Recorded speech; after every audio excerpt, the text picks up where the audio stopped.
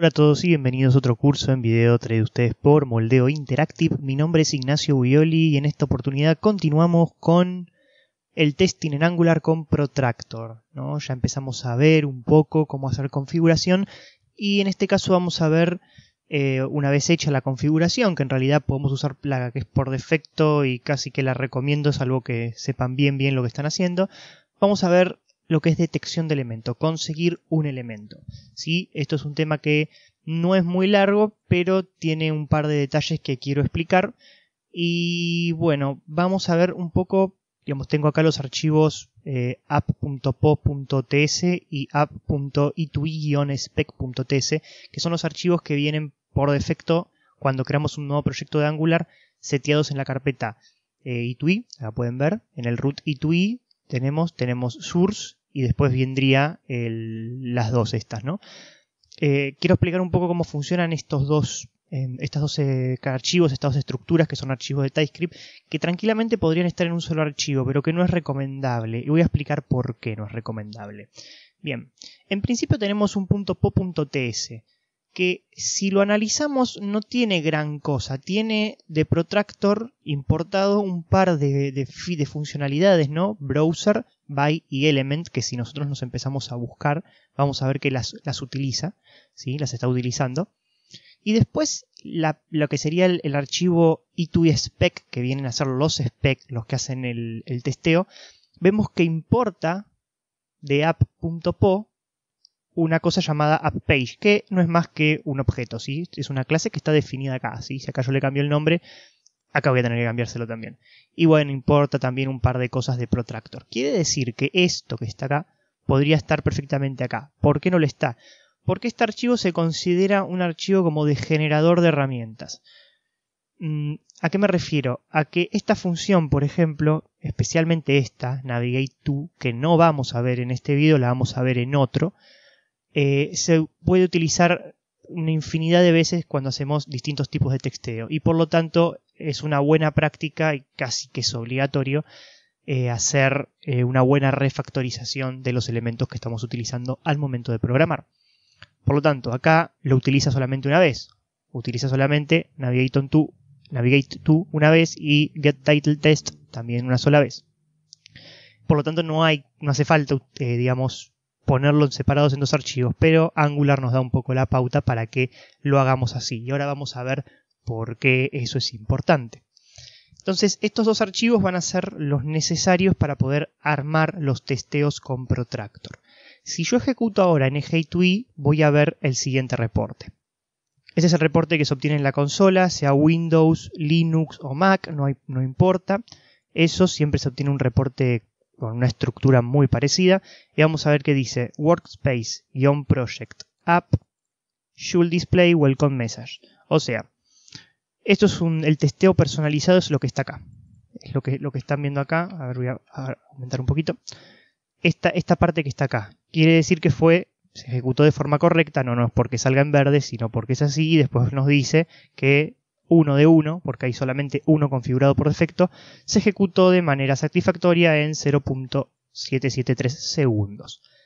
¿Cómo hago para crear mis propios testeos? Porque este es un testeo muy básico. Lo que hace es tomar el texto del archivo h1, igual que lo hace Karma con Jasmine, en este caso lo hace Protractor con Jasmine, y fijarse que ese archivo sea el título de bienvenida por defecto que trae Angular. Entonces, vamos a verlo desde el código. Desde el código, en el archivo .po.ts, lo que voy a encontrar es que importa browser, by y element. Y lo que hace es crear dos funciones. Una es navigate_to, que no nos vamos a meter ahora con esto, pero lo que hace esta función, en realidad esta función no, lo que hace esto que está acá, es devolver un objeto que es una URL en la cual, digamos, se mete el testeo. Por eso es que suelo decir que Protractor es un poco más humano, porque navega la página, digamos, la web app, a cada una de las páginas a las que yo me quiera meter y no hace un testeo de componente por componente como hace Karma, sino que esto lo hace como si fuese una persona navegando. Entonces es necesario decirle a dónde va a ir. ¿Acá dónde va? Al root, ¿sí? En otro video vamos a explicar cómo movernos en distintas URLs o en distintas rutas, ¿no? Pero lo que importa es cómo obtiene el elemento.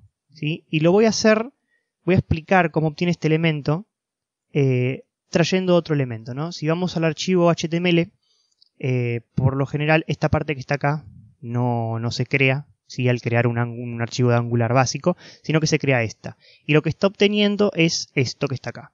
Es el mensaje del H1, ¿no? Si se fijan acá, la magia está acá. Uproot, ¿cuál es? Es el selector básico de Angular, ¿no? El que se crea por defecto y el que se suele usar como archivo raíz para todos nuestros otros componentes. Si tienen dudas con esto, revisen toda nuestra serie de Angular, especialmente el primer video donde se puede ver esto claramente sin problema.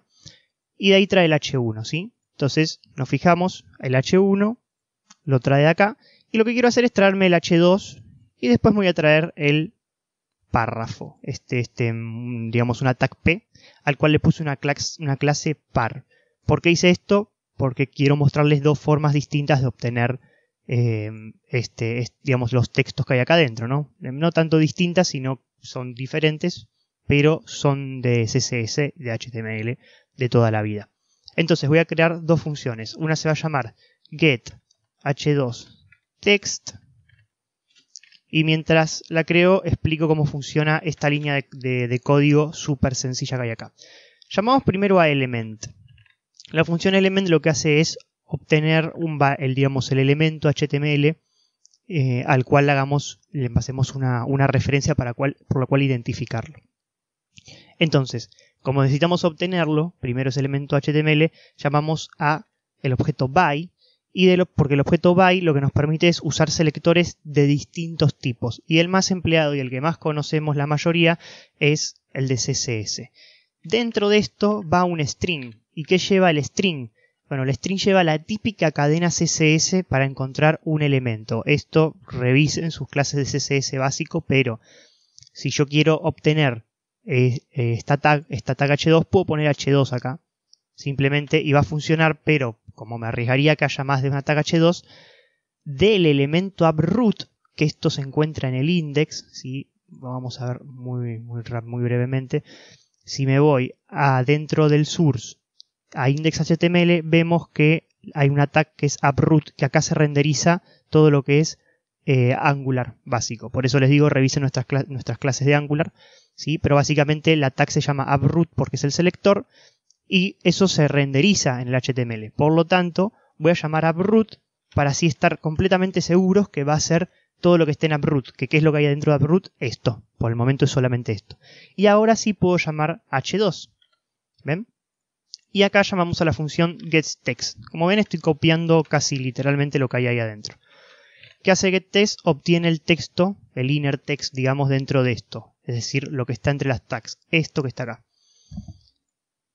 Bien, y finalmente hace un as y lo manda como promise y un string, porque básicamente el texto es un string. Esto no sé si sigue siendo obligatorio hacerlo, porque esto sí o sí devuelve un string, pero como estamos mandándolo a otro archivo dentro de lo que es una clase, voy a preferir hacerlo de esta manera. Y voy a crear otra función más, ¿sí?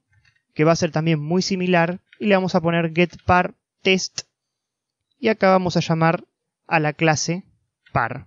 Por lo tanto hacemos .par. Si fuese un ID haríamos almohadilla o hashtag par, pero es .par. Y lo vamos a obtener sin ningún problema. De hecho podemos ser incluso más específicos y no arriesgarnos a que sea otro par distinto y hacerlo así. Y de esta manera tenemos ya preparadas nuestras tres funciones de herramienta para identificar y traer nuestros elementos.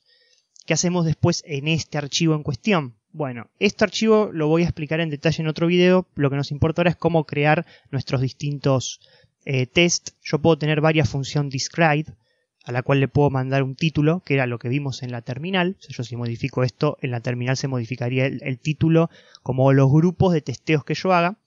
Y después tenemos un before each y un after each. No nos vamos a meter ahora con ninguno de los dos, ¿sí? Solamente puede haber un before each y un after each por cada describe que haya. El before each se ejecuta antes de ejecutar los testeos y el after each se ejecuta después de todos los testeos.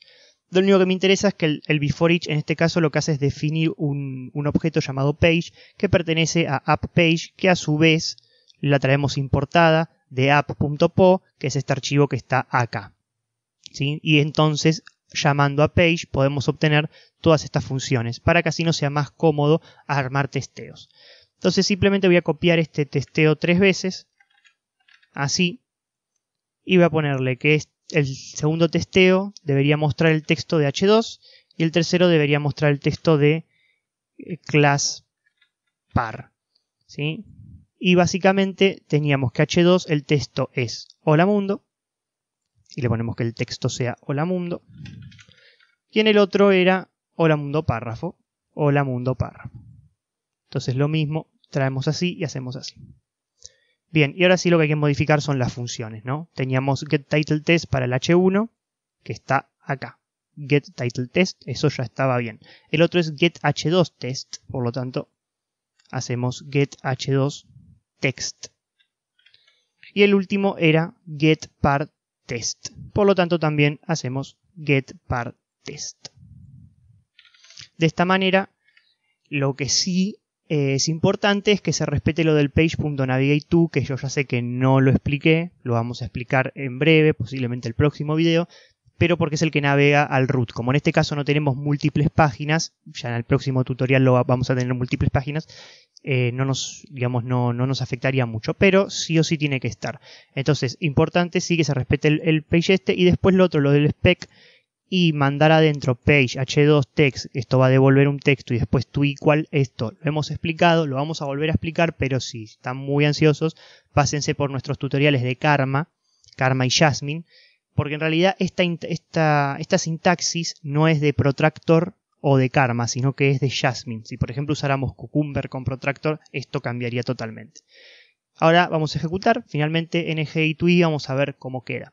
Bueno, acá vemos el reporte. Vemos que figura de nuevo el Workspace Project App, que era ese título que veíamos de grupo de testeos, y ahora en lugar de solamente un testeo satisfactorio tenemos otros dos más, el del mensaje H2 y el de la clase par, que como pueden ver funcionó perfectamente.